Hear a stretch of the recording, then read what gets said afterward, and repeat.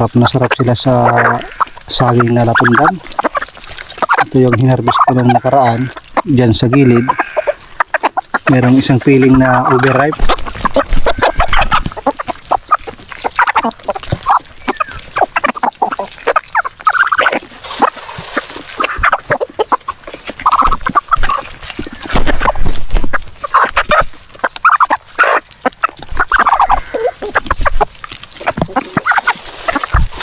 Huwag mag-aagawan, marami yan.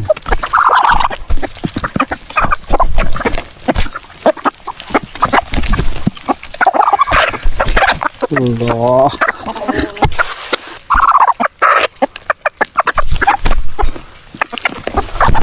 May sabay tumutok ka, sabay sipa sa kamay ko. Lupit ah. Pa, marami tao. Yung iba nandun na oh. Nandun na. Nakuha na ng buo.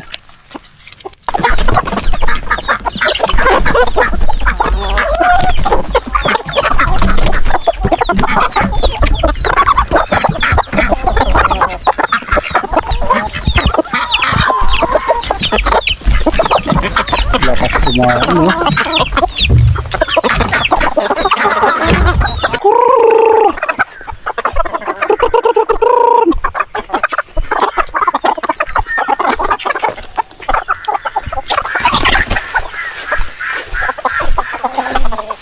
Dito tayo sa ilalim ng kawayan, sa puno ng kawayan.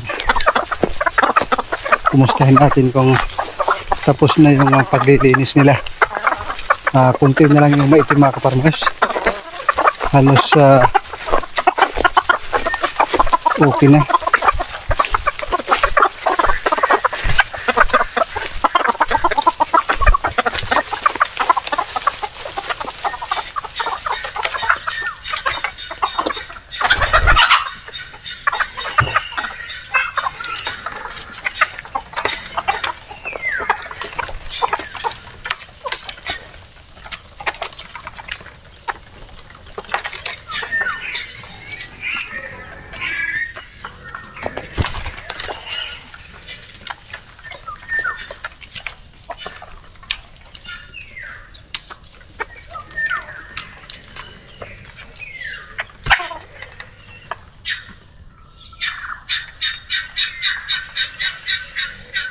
Saan kayo yung bigger gestor ha?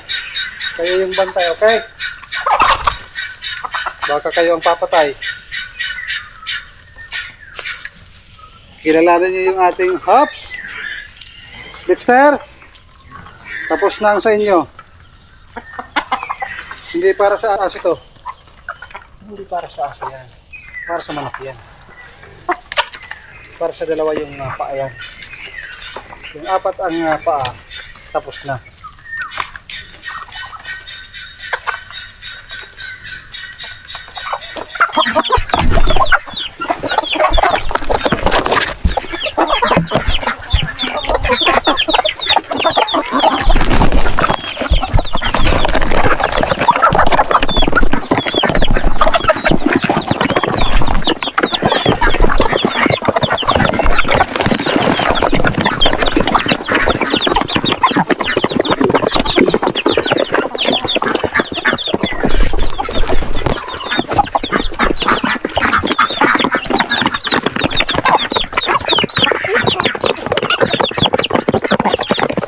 Yung ating tatlong sisiw na native, sana hindi sila mamatay.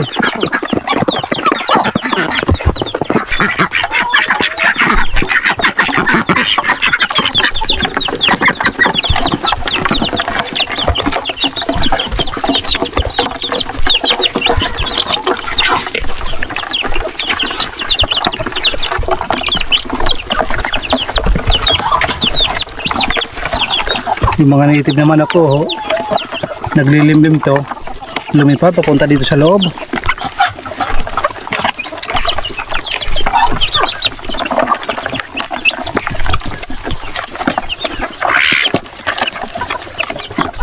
Yung ating mga Peking duck, aabot na yan ng mga 3 kilos.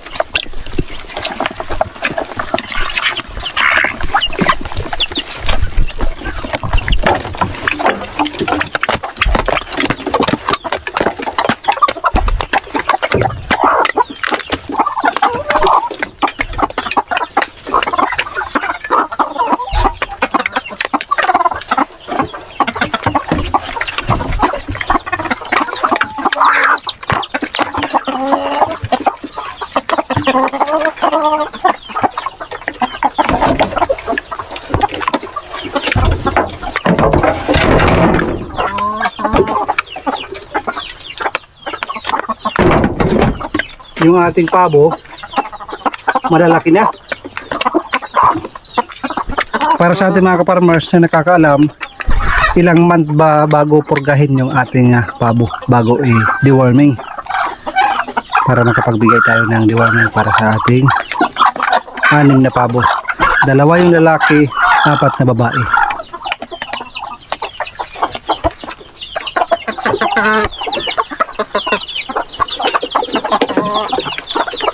Kumusta yung mga naglilimlim?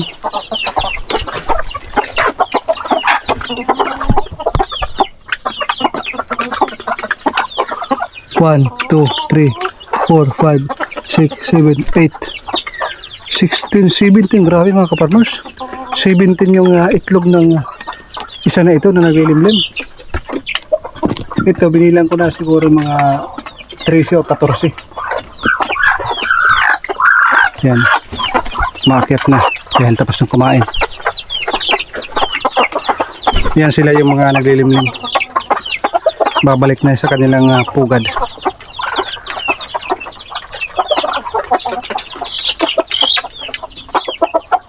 Balik na, balik na.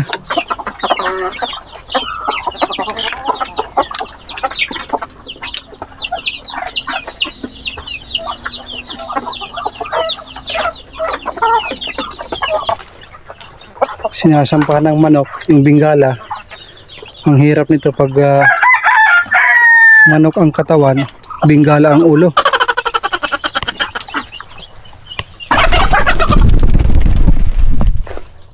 Itong isa nating aso, medyo may pagkapasaway. Bakit mo ginawa yan? Mayroon naman bahay. Oh, ganda ng bahay doon. Nakakapasok ka naman. Bakit? Wala na ibang matulugan? Inibigyan mo talaga ako ng maraming trabaho. Instead na tulungan niyo ako, trabaho ang binibigay niyo. Ha? Ha? Kaya na, kaya na. Jagger. Dito na, labas na, labas. Tatakpan natin to. Labas. Tatakot yan. Baka pagalitan. Alam nila pag meron silang kasalanan, pag napagalitan, tinatago nila yung ulo nila, katawan, at para bang nagmamakaawa. Ha? Sige na, labas dito. Ayaw lumabas akala papaluin. Galing akala ko daga yung nabubutas dito, kayo pala. Labas na, labas.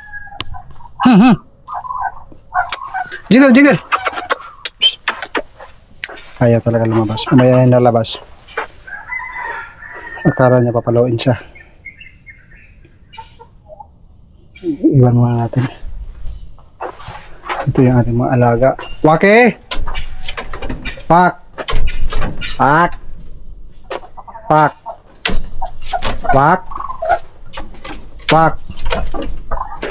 Ayaw sumagot.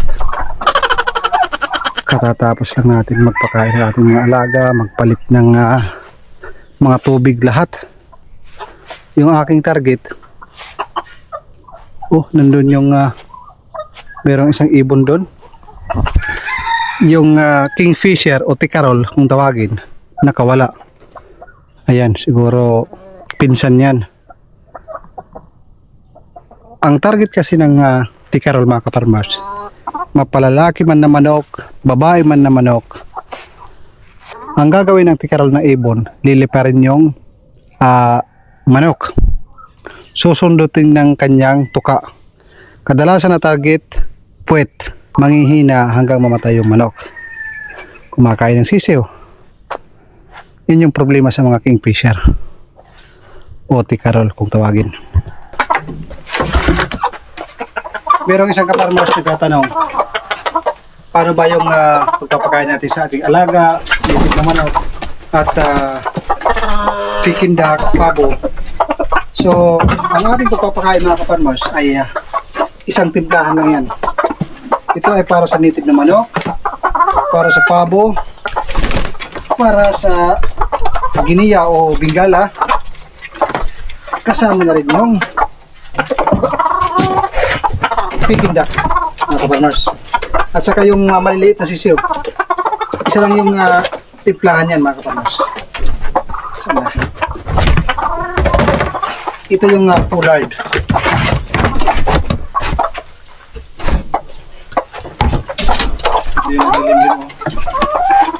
Pagkatapos natin na malagyan ng pollard, haluan naman natin ng kalahati na Integra 3. Alright.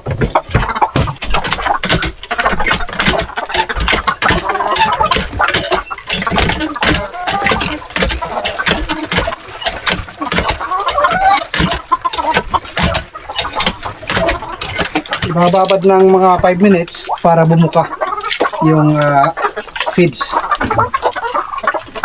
Kanina hindi pa yan puno, pero once na mababad yan, pupuno na yan.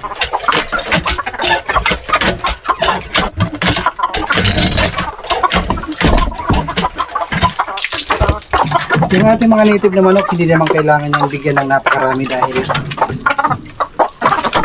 nakakakain sila sa galaan. Ayan na. Malapit na mapuno. Hindi pa nga naka 2 minuto. Walang pa ng tubig.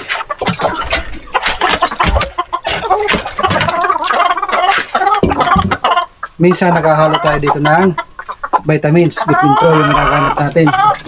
Pero ngayon, ilang araw na hindi pa ako gumagamit ng vitamin. Yung inuman nila, naghahalo ko ng oregano. Araw-araw ho yun. Ang kagandahan sa oregano, hindi bumabaho yung painuman at saka yung tubig kahit isang araw hanggang 2 araw, 3 araw pa. Tapos, ang kagandahan, maganda yan sa may mga halak sipon na ating alaga. So yan, malapit na mapuno, hindi pa nga nag-5 minuto.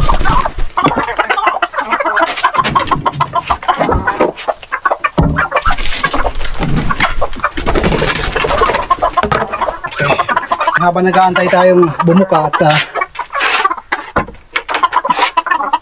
maglalagay tayo na para sa native pigs.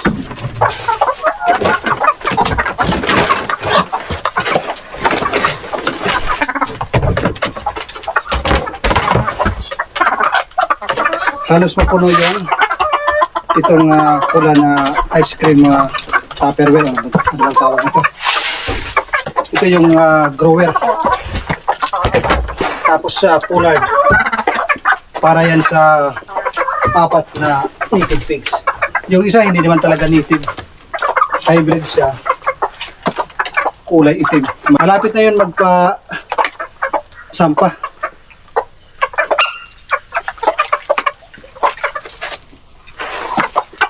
Hinahaluan ko yan doon sa malapit sa kanila. Mayroong madali agwa doon. Hinahaluan ko yan. Ayan, binababad ko rin yung mga kaparmers hanggang bumuka yung ating feeds. Pag nabababad kasi, mas lalo siyang dumadami. Ganun lang. Pwede natin ipakain sa ating mga alaga. Yung heritage chicken pala, ito. Meron silang pagkain na sarili nila. Ito yung layer feeds.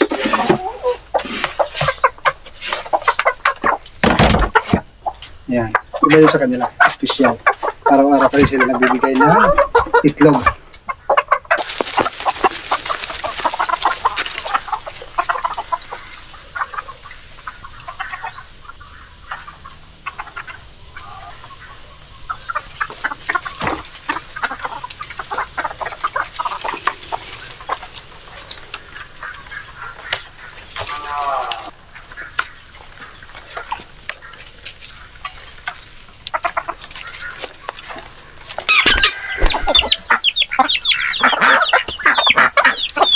Yung ating inog na saging mga kapamilya, halos araw-araw nabibigay tayo dahil marami yung sobra. Hindi ko na naibenta dahil busy. Overripe na. Yung kanyang balat is itim na. Pero yung kanyang laman, Pwede pang kainin. Pero marami sa bahay mga kaparmers.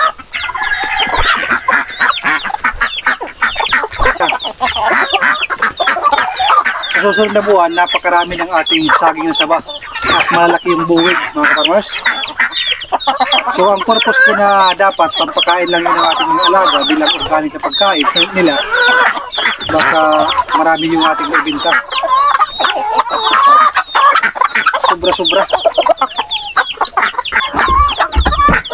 Ang kagandahan sa ating saging saba, malalaki yung bawat isang ganito dahil malinis yung ilalim. Pero pag palaging malinis, lalo na pag malapit sa bahay, ang lalaki ng buwig, ang haba.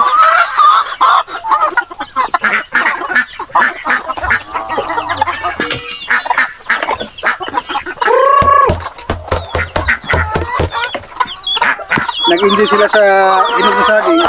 Ngayon naman, yung kanilang pagkain na ang ating ibibigay.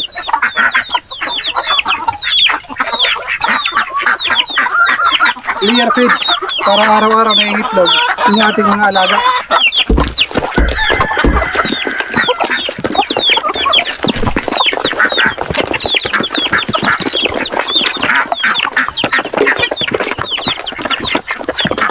Ito mga farmers, sarap sa pinaupo. Busog na Ito kasi nga yung mga native nakakain sila sa labas. Pinapalabas ko to tuwing tayo magpapakain ng commercial feeds. Nilalagay ko yun sa labas.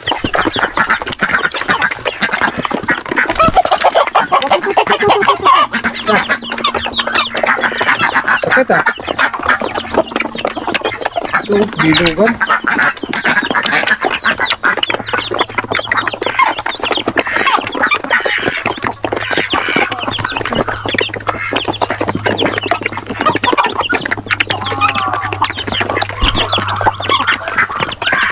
Yung ating maliliit na sisiw, napakatibay simula di-old, nilagay ko yan sa styro.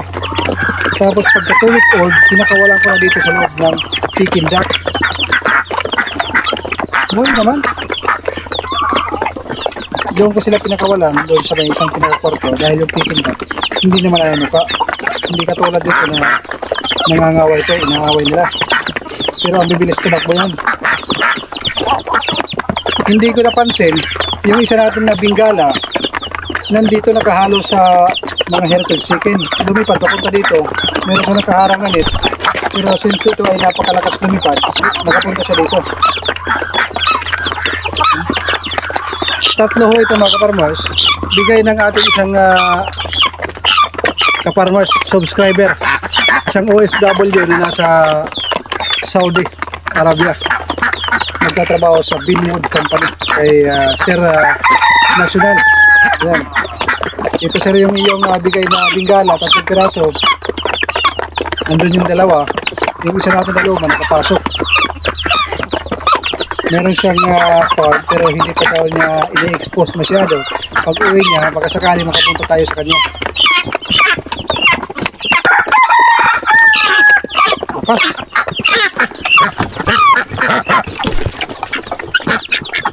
Habang busy sa pagkain yung ating mga alaga, silipin natin yung kanilang pugad.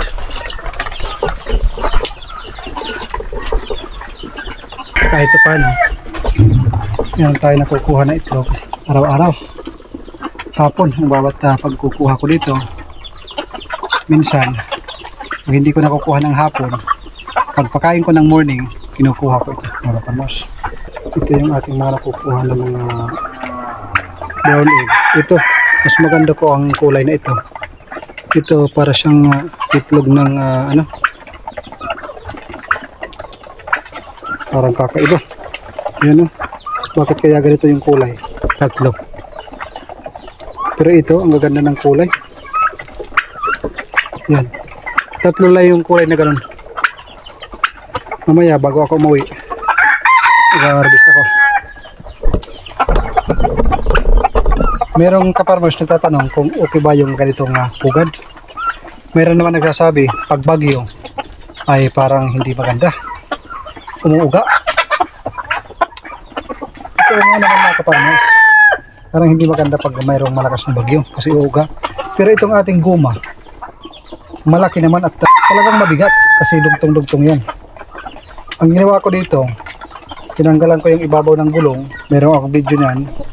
Tapos tinakpan ko yung likod ng plywood. And then nilagyan ko ng rice hull. And nilagyan ko ng kugon.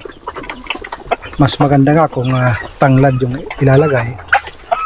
Nakita ko dun sa ibang mga lahi, tanglad yung ilalagay nila. Kung marami kang tanglad na tanim. Siyempre magtatanong kayo, okay ba yung gumagalaw na paitlogan? Yan, gumagalaw. Pero kung manok lang yung dadapo, hindi masyadong gagalaw yan. Kunting galaw yan. Wala akong problema dahil mabigat nga. Ang ginamit ko dito is tansi, mga kaparmers. Nakalutang siya, oh. Nakalutang yan. Kahit dito sa ilalim, ang balak ko maglagay dito ng kulungan ng mga sisiw dahil tipid na sa bubong. Ang kagandahan sa ganitong pugan, mga kaparmers, napansin ko lang sa aking experience, hindi natutulog dito ang mga heritage chicken natin. Nakikita nyo naman noong mga nakaraang gabi bumibisita tayo dito talaga sila natutulog. Pwera na lang sa isang pasaway na naglilimlim. Ito siguro yun. Iwan ko kung anong solusyon dyan. Mayroon mga kaparmers nag-advise sa akin, paliguan, lagyan ng bawang ang puwet. Ginawa ko na. Walang epekto mga kaparmers. Nangihinayang din ako na katayin. Meron pa naman tayong asin na ulam. Pwede pa yun. Seafoods yan mga kaparmers. Pagkatapos kumain, talagang babalik siya dito. Oh. Kung sana may itlog, doon siya uupo. Kung taba pa naman, siguro sunod na mga araw, hindi ko lang alam dito. Pag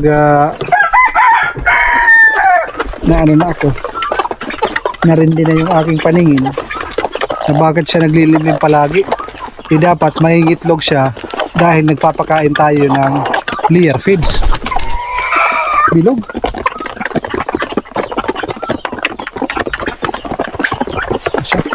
Magpapakain na pala ako ng pabo, mga kapanos. Nandito yung ating pagkain ng ating mga alagang pabo at sisiw. So pinakita ko naman kung ilang takal yung ating nilagay sa balde para ito sa pagkain ng ating mga alaga. Native, titindak, kasama na yung giliya na nasa loob. 4 yung nasa loob, yung nasa labas 2. Tapos yung pabo at saka yung sisiw. Yung isang pabo nakalusot. Oh. Dahil dito may butas na yung ating net. Binutasan ko kasi yan dahil dumadaan ako papunta dun sa may pugad. Sinisilip ko kung nagkaroon ng sisiw. Ano, katawa din.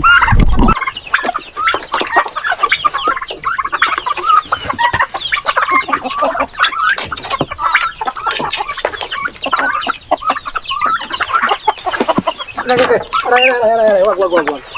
Nahawakan ko yung ulo. Laki na, oh. Nabili ko ito ng 2,000 pesos. 6 na piraso. 4 na babae, 2 lalaki doon kay Maana. Laki na, oh. Sarap talaga pag mayroon kang maraming alaga, mga kaparmers. Alam mo yung instead na yung tupagin mo ay pag-i-scroll sa cellphone, dito nabibisi ka, pinagpapawisan ka, nag-i-enjoy ka, at habang tumatagal, parang napapa-improve mo yung iyong munting farm. Ito mga sa loob. Oh.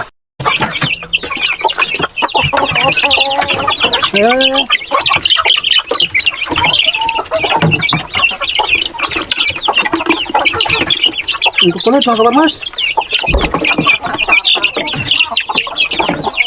Dito.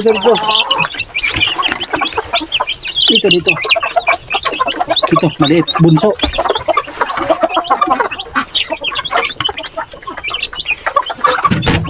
Sa mga nagtatanong mga kaparmers, kung ilan ba yung ating nakukonsume na patoka para sa ating mga alaga. So ayan, pinakita ko kung ilang takal. Hindi ko na kinikilo kung ilang kilo. Basta yun yung takalan natin, yung sa iskriman na Selecta. Kung susukatin natin, yung ating takal ng ating pulay, hindi abot yun ng kalahati kasi hindi naman as in puno bawat takal. Kumbaga tansya-tansya lang mga kaparmers. Yung takal na yun, Integra 3000, tapos sa pullard, marami na tayo napakain.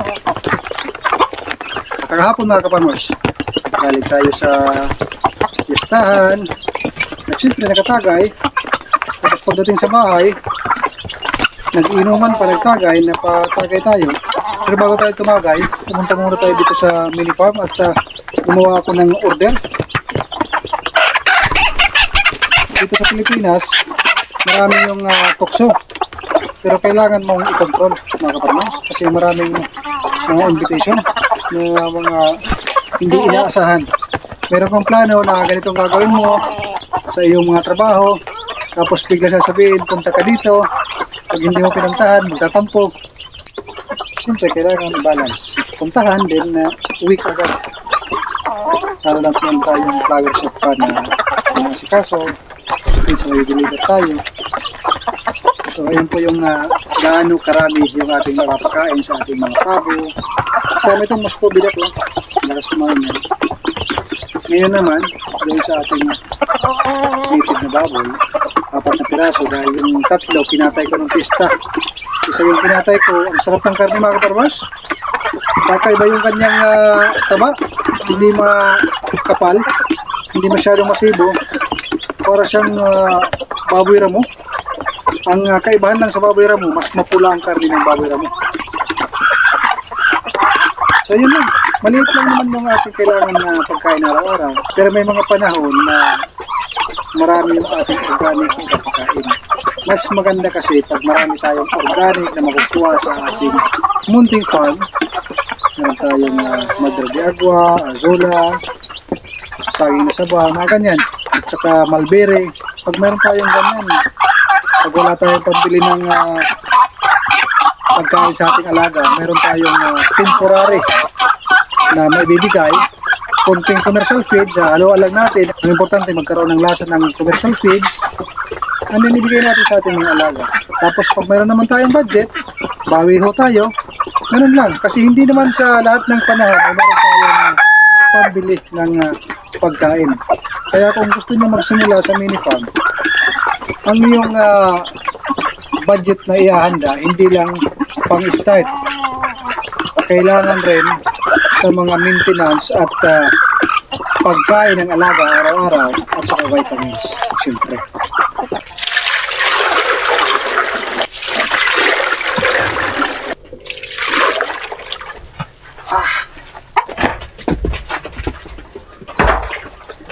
Palaging nahuhuli sa pagpapakain yung ating mga native pigs.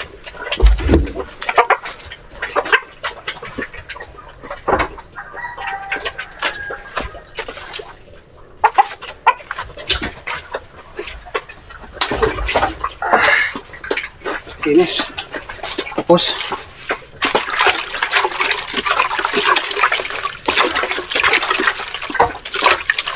ito, hindi ito sa atin, sa kapitbahay yan mga kaparmers, hindi na umuwi. Hinayaan ko na lang mga kaparmers. Ang kaso siya ang hari kasi siya yung pinakamatanda dito. Yung ating mga alaga mas bata pa. Yung kanyang tahid napakahaba. Tapos yung pagpapakain natin sa ating mga alaga. Ngayon naman maglilinis tayo ng saging, yung mga bulok na ganito dahon para maganda yung ilalim, maganda yung mga bunga. Andin maglalagay tayo ng lupa doon sa ating pinaka-garden sa loob ng ating bakod ng ating triangle house.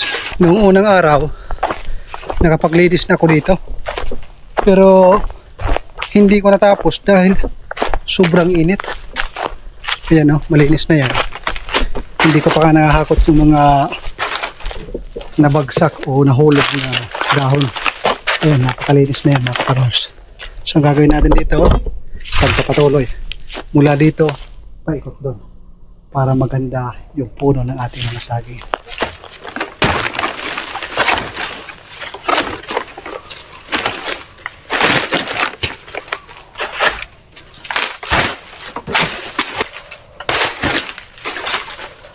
Merong isang sakit ng saging mga kaparmers na simple lang yung kanyang solusyon para matanggal yung sakit. Yung tinatawag na tibaglon. So ang kailangan nyo lang gawin, nakikita nyo yung ating pinagtanggal. Ito yung mga pinagtanggal na dahon mga kaparmers. Tatambakin nyo lang sa puno. Yun lang mga kaparmers, ipapaikot. Sisindihan nyo para mamatay yung mga bakterya na siyang nagkokos ng pagkatibaglon. Nangingitim yung kasaging at saka matigas, hindi na siya nakakain. Sisindihan nyo lang, mabilis lang yan mawala yung apoy dahil manipis naman ang mga dahon ng saging. Madaling mawala yan yung apoy. Ang importante, maging malinis yung mga bakterya na nagkukos ng pagkatibaglon para mawala at mamatay. Yan po yung kadalasang ginagawa. Yung iba naman, asin, mga kaparmers. Simpleng solusyon dyan, asin. Pero bibili ka pa. Pero kung dahon ng saging, tambakin sa ilalim, hindi ka bibili. Ito, katulad nito, pinanglinis. Yun lang.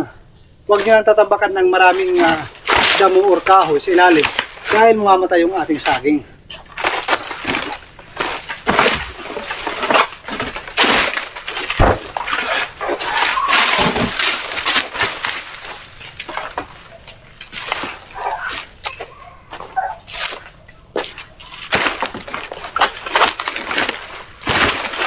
Maaligid mga kaparmers, hinahanting yung ating mga sisiw. Oh, ayan. Dumapo. Ayan, dumapo. Isang uri ng agila. Ito ay tawagin sa amin ay banog. Delikado yung ating ayan, tinatarget yung ano natin mga kaparmers, yung ating mga sisiw. Ayan. Ayun. Lumayo mga kaparmers. Itay tayo dito. Araw-araw pa isa. Sa 30 days, 30 na manok. 30 na sisiw. Paano kung hindi umabot ang 30 yung ating sisiw? May utang pa tayo.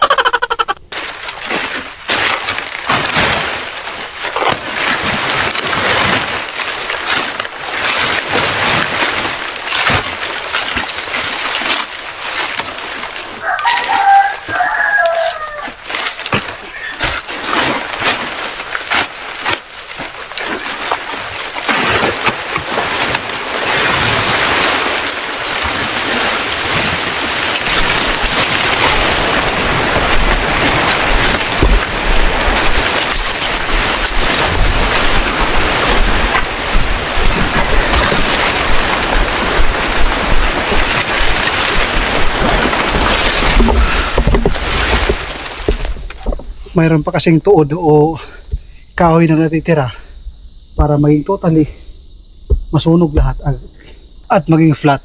Kailangan natin tambakan ng dahon ng saging.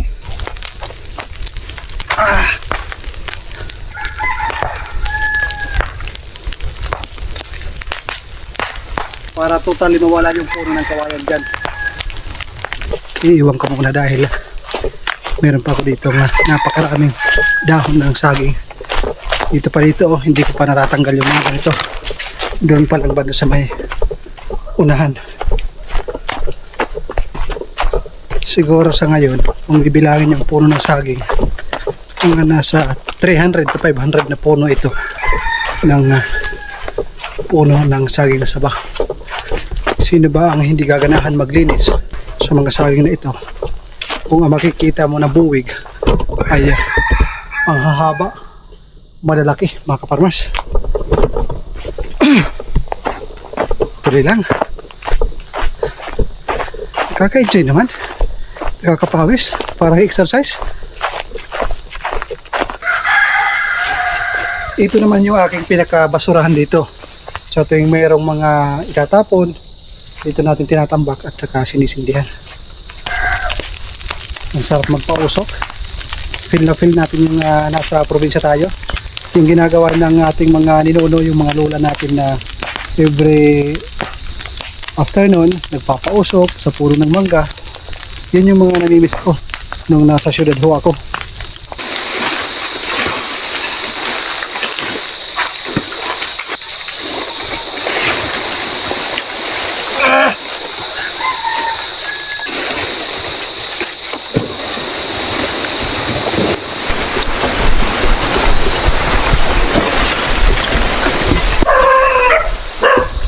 Oh, nagtaka yung aking mga aso kung bakit ako may dala na basura.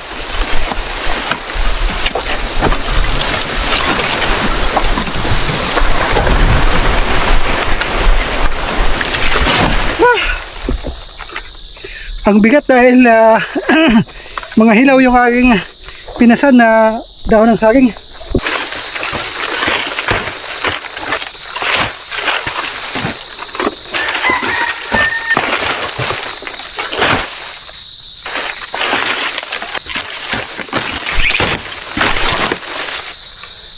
Baka maglagay ako ng lupa doon sa mga gulong na hindi pa natapos. Tapos bukas dito sa tatlong frame na ito para matapos na yung paglalagay ng lupa.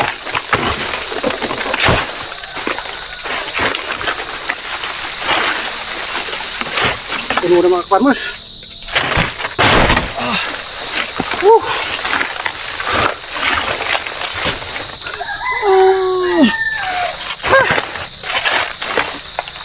Bira lang mga kaparmas, nag-i-enjoy lang tayo.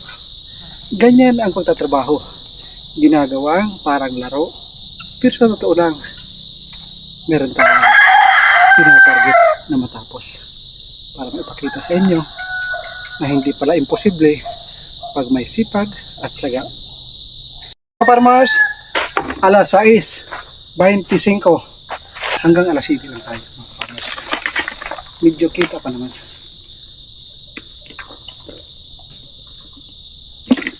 Tuloy ang trabaho.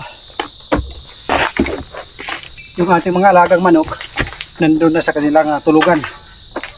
Palatandaan na gabi na.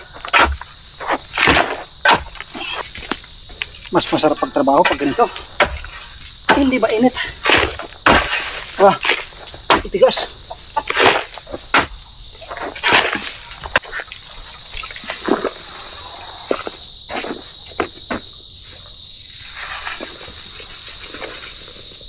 Ito dito ay para sa mga pitsay, mustasa, Chinese kangkong, iba't ibang uri ng gulay para araw-araw iba't iba yung ating ma-harvest.